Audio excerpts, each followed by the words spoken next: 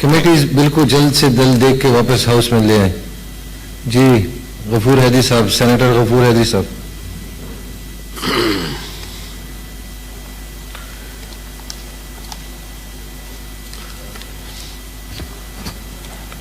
الحمد لله رب العالمين والصلاة والسلام على أشرف الأنبياء والمرسلين محمد وعلى آله وصحبه أجمعين. أما بعد فأعوذ بالله من الشيطان الرجيم. بسم الله الرحمن الرحيم. ومن أعرض عن ذكري فإن له معيشة ضنكا ونحشره يوم القيامة أعمى قال رب لم حشرتني أعمى وقد كنت بصيرا قال كذلك أتتك آياتنا فنسيتها وكذلك يوم تنسى. قال الله تبارك وتعالى في مقام آخر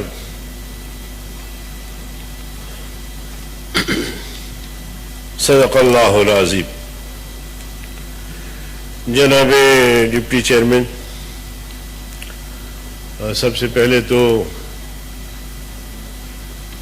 آپ کو چیئر کرتے ہوئے مبارکباد پیش کرتا ہوں. میں آپ کو پہلی مرتبہ دیکھ رہا ہوں، شاید آپ نے پہلے چیئر کیا ہوگا. اللہ تعالیٰ آپ کو اس ہاؤس کو بہتر سے بہتر چلانے کی توفیق عطا فرمائے. جناب والا، 2021 اور 22 کا جو بجٹ پیش کیا گیا ہے، جس پر کافی دنوں سے اراکین بحث کر رہے ہیں، کوئی کہتا ہے کہ یہ ایسا بجٹ ہے جو ماضی میں کبھی ایسا بجٹ پیش نہیں ہوا، عوامی بجٹ ہے. تو دوسرا ممبر کہتا ہے کہ اس بجٹ میں عوام کے لیے کچھ نہیں ہے. اور میں بھی انہی لوگوں میں شامل ہوں جنہوں نے اس بجٹ کو مسترد کیا ہے. جناب والا، یہ بجٹ شوکت ترین کا نہیں ہے.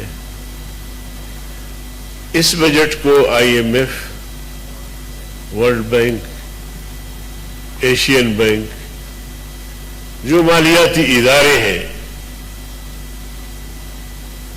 انہوں نے اس کی تشکیل کی، مسودہ بنایا اور شوکت ترین کے ہاتھ میں تھما دیا کہ یہ آپ نے پڑھنا ہے. کیا وجہ ہے؟ شوکت ترین صاحب 2 ہفتے پہلے تو کہتا ہے کہ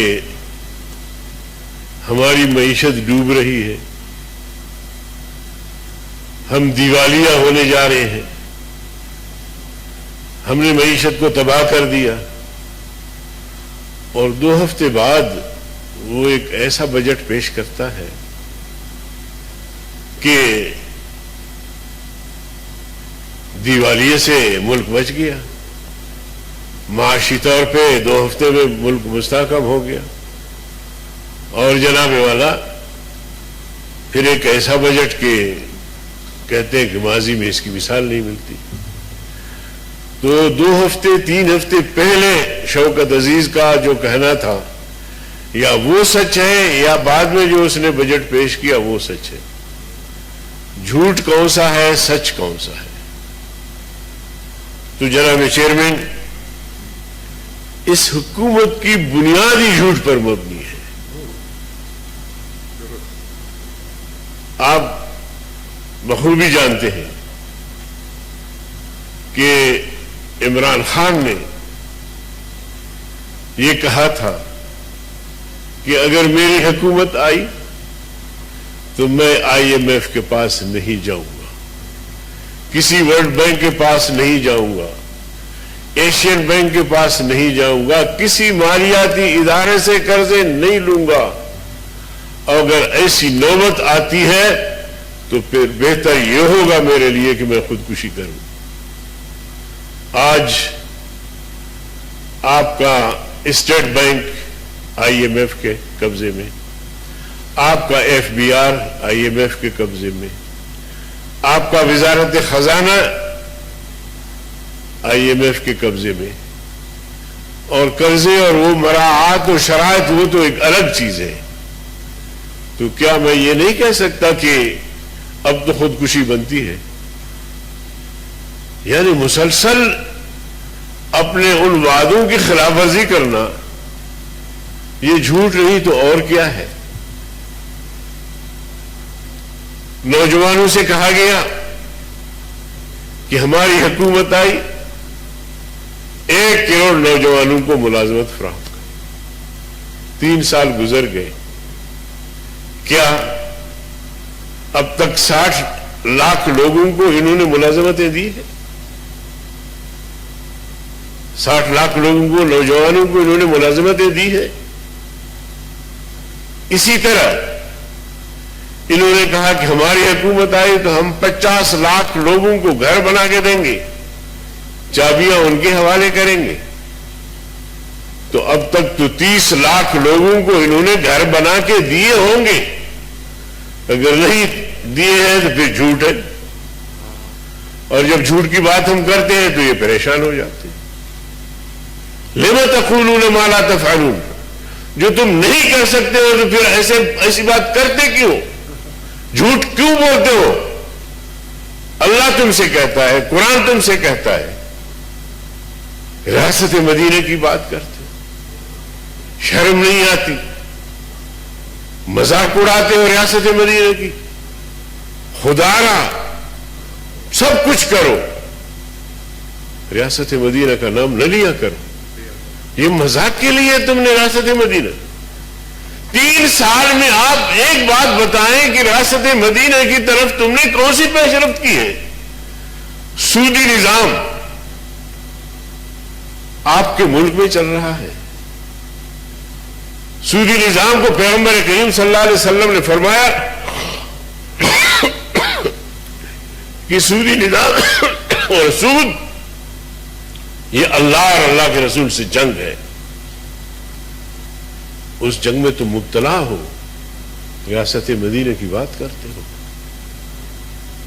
ریاست مدینہ وہ دور خلفائے راشدین کا دور تو آپ چھوڑیے.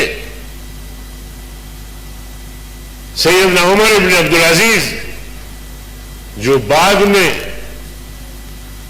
وہ امیر بنتے ہیں، اس کے دور میں کہتے ہیں کہ بھیڑیے اور بکریاں ساتھ چرا کرتی تھی، ساتھ چرا کرتی تھی. ایک دن ایسا ہوا جناب چیئرمین کہ ایک بھیڑیے نے بکری کو کاٹا تو اس چرواہے کے آنکھوں سے آنسو نکلے. اس کے دوستوں نے کہا یار ایک بکری کے لیے تم روتے ہو؟ اس نے کہا نہیں، میں بکری کے لیے نہیں روتا، میں اس امیر المومنین کے لیے روتا ہوں. اور میری چھٹیس مجھے کہہ رہی ہے کہ آج امیر المومنین کا سایہ ہمارے سروں پہ نہیں رہا، شاید وہ انتقال کر گیا. یہی بھیڑ یہ بکریاں ساتھ چرا کرتی تھی، بھیڑیے کوئی جرت نہیں ہوتی تھی کہ وہ بکری کو کاٹے. اسلام، شریعت، قرآن و سنت، ریاست مدینہ، اس کا ایک اپنا اثر ہے. 13 سالہ مدنی دور میں آپ دیکھیں کہ چند گنے چنے جرائم ہوئے ہوں گے، یہاں تو جرائم کا انبار لگا ہوا ہے. اور پھر آپ اپنی اس دور کو، میں صرف عمران خان سے کہنا چاہوں گا کہ آپ کی یہ جو 6 فٹ کا قد ہے یہ بھی ایک ریاست ہے. اس 6 فٹ کے قد پر آپ ریاست مدینہ لاگو کریں، اس کے قوانین لاگو کریں، وہ ضابطے لاگو کریں، تو ہم سمجھیں گے کہ 22 کروڑ پاکستان کی اس آبادی پر بھی آپ ریاست مدینہ نافذ کر سکتے ہیں. تو جناب والا یہ بجٹ یہ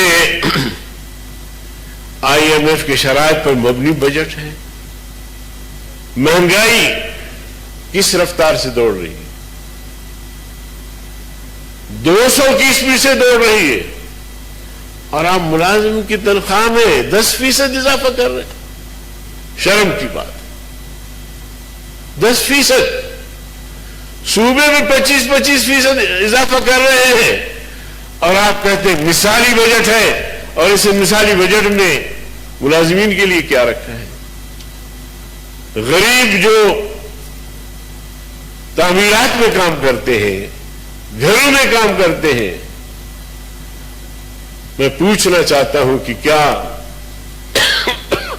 20,000 سے کسی غریب کا گزارا ہو سکتا ہے؟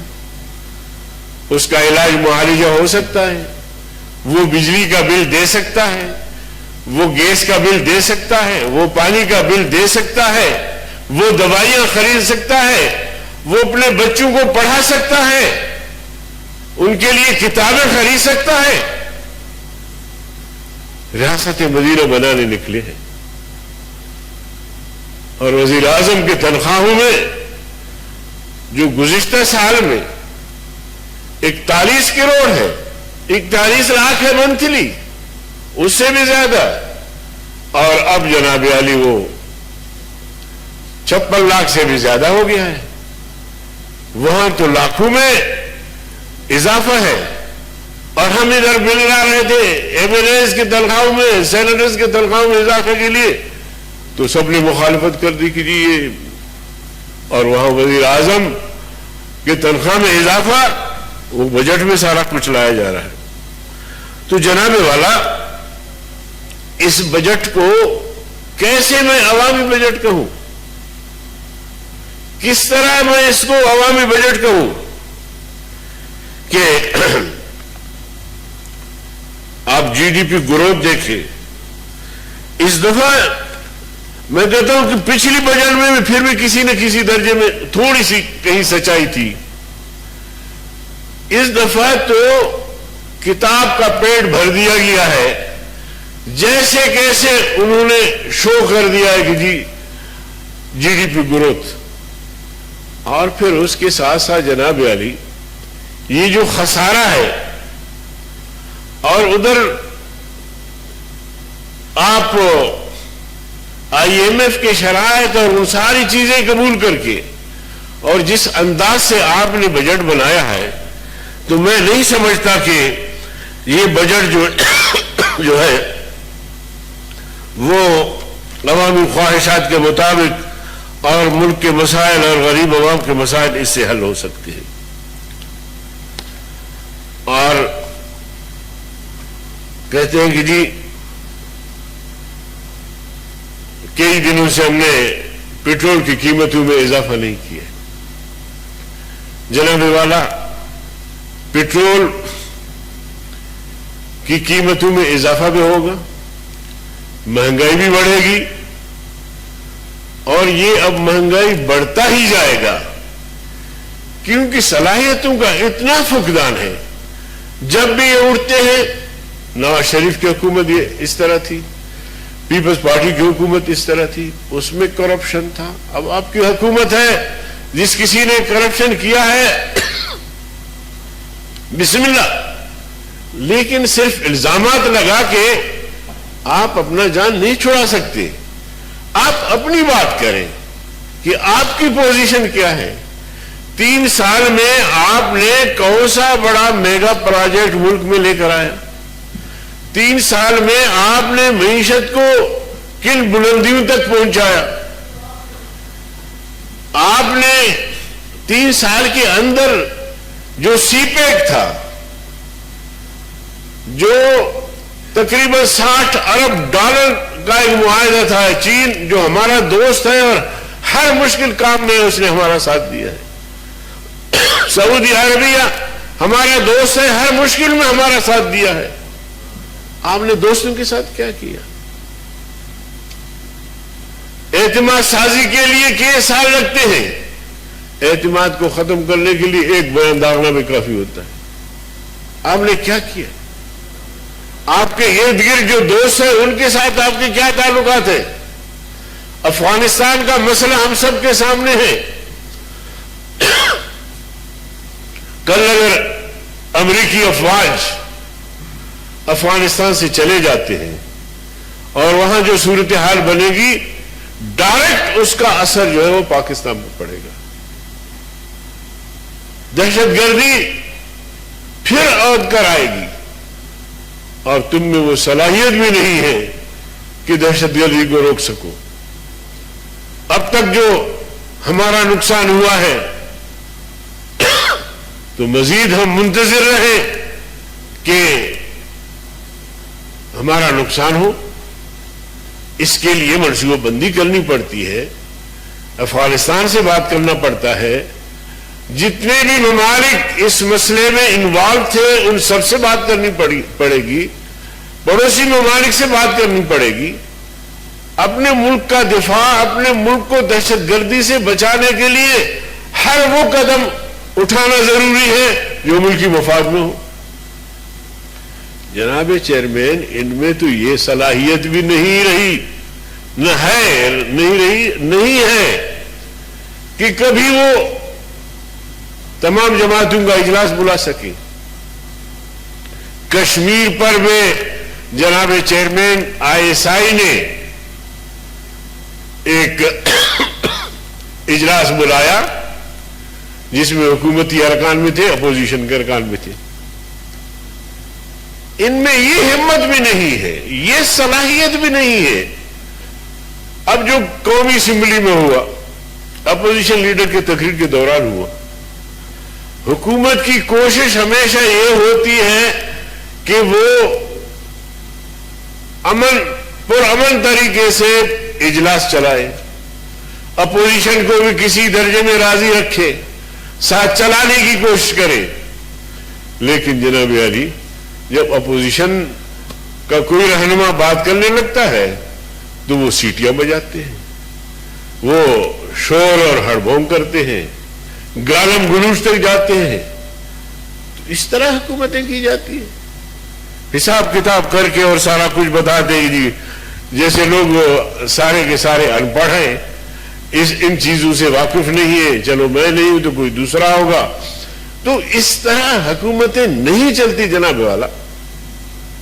تو میں اس بجٹ کو بالکل بھی مسترد کرتا ہوں اور میں سمجھتا ہوں کہ اس بجٹ میں عوام کے لیے کچھ نہیں ہے. میں آتا ہوں اس بات پہ کہ نوجوانوں کو روزگار فراہم کرنے کے لیے، ان کو نوکریاں دینے کے لیے اس بجٹ میں کیا ہے جناب والا. گزشتہ بجٹ میں کوئی 70,000 کے قریب نوکریوں کی بات کی گئی، لیکن اس میں پیسہ نہیں رکھا گیا. تو جو نوکریوں کے لیے بجٹ میں آئے تھے تو وہ سارے کے سارے لیپس ہو گئے. اور اسی طرح میں سمجھتا ہوں کہ وعدے جو انہوں نے کیے ہیں غریب عوام کے لیے کہ گھر بنا کے دیں گے یا نوکریاں دیں گے، اس حوالے سے یہاں کچھ بھی نہیں ہے. میرا صوبہ جناب چیئرمین انتہائی پسماندہ صوبہ ہے اور تقریباً پاکستان کا آدھا حصہ ہے. اور اس غریب صوبے کو NFC ایوارڈ کے حوالے سے یا جو اس کا اپنا بجٹ بنتا ہے جو بھی ہے، اگر اس حوالے سے ہم اس صوبے کو رکھیں گے کہ جی وفاق سے بھی اس کو پیسہ ملتا ہے اس کے آبادی کے مطابق اور اسی سے بلوچستان صوبہ ترقی کرے گا، تو میں نہیں سمجھتا کہ 100 سال بھی گزر جائے نہ بلوچستان کی سڑکیں بن سکے گی، نہ تمام گاؤں کو بجلی مل سکے گی، نہ وہاں صاف شفاف پانی لوگوں کو میسر ہوگا. کیونکہ کوئی بھی اسکیم اگر آپ ایک گاؤں سے دوسرے گاؤں تک لے جائیں گے تو وہ اس کو زمین سے जाना होता है, चाहे वो वाटर सप्लाई का पाइपलाइन हो, चाहे वो बिजली के खंभे हो, चाहे वो गैस पाइपलाइन हो। तो अगर इस हिसाब से जो बलूचिस्तान का बजट है या जो NFC अवार्ड के तहत उसको कुछ पैसे मिलते हैं, उस पैसे से बलूचिस्तान कभी तरक्की नहीं करेगा। और बलूचिस्तान के हवाले से ये हमें बताएं कि कौन से बड़े प्रोजेक्ट हैं जो इस साल यानी 21 और 22 के दरमियान जो उन्होंने उसके लिए बजट मुख्तस की है या पैसे रखे हैं, कौन से वो प्रोजेक्ट्स हैं जिससे बलूचिस्तान तरक्की के शाहराह पे गामजन हो, वो भी बता सकते हैं, बताएं। लेकिन मैं समझता हूं कि इस बजट में मुझे कोई खंगालने के बावजूद भी कोई चीज ऐसी नजर नहीं आई। तो जनाब वाला, बलूचिस्तान महरूम है और पसमानदा है, और इसी तरह अगर इसको इसी तरह रखा गया तो 100 साल में भी बलूचिस्तान जो है वो अपना तरक्की या तो सूबों के बराबर नहीं आ सकेगा। तो इसलिए मैं डिमांड करूंगा, मैं मुतालिबा करूंगा कि बलूचिस्तान, पूरे बलूचिस्तान को एक मखसूस पसमानदा इलाका करार देके हंगामी बुनियादों पर उसके लिए फर्ज मुख्तस किए जाए और वहां तरक्याती काम किए जाए ताकि बलूचिस्तान बाकी सूबों के बराबर आ सके। तो हुकूमत की तो हालत यह है कि जिस खेत से देहकान को मुयस्सर न हो रोजी, जिस खेत से देहकान को मुयस्सर न हो रोजी, उस खेत के हर गोशाए गंदम को जला जो नाकायम रख सके इंतजाम मेक़दा, जो नाकायम रख सके इंतजाम मेक़दा, छीन लो उनसे इंतजाम मेक़दा। अस्सलामु अलैकुम वरहमतुल्लाह। जी, सेनेटर दिनेश कुमार साहब। बहुत बहुत शुक्रिया जनाब चेयरमैन। सबसे पहले तो मैं मोअज़्ज़ज़ ऐवान को दाद देता हूं कि यहां पर